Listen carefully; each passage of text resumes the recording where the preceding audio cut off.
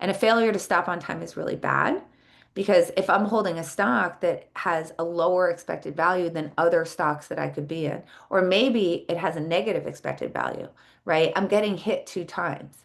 One is I'm not earning as much as I could, or I might be losing money on the path that I'm on. But the second thing is I can't move those resources over into something that would be better. And that's true whether it's like money that I've invested in stock, a stock that I ought to get out of so that I can move it into a better stock.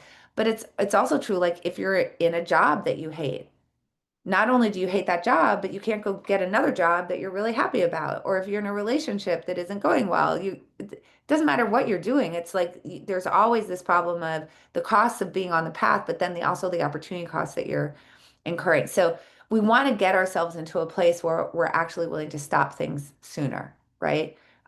That's generally what the goal is because most things are stacked against you stopping.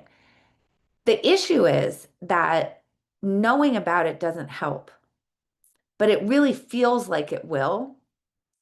So I've had a lot of traders say things to me like, "Oh yeah, no, I know about all that stuff," right? Because they do. Like they've read Thinking Fast and Slow by Daniel Kahneman or something.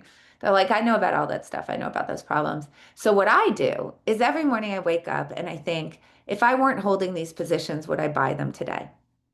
Okay, well, I agree that that's the question that you should like. It's true, right? That if you wouldn't buy it today, you ought not be holding it.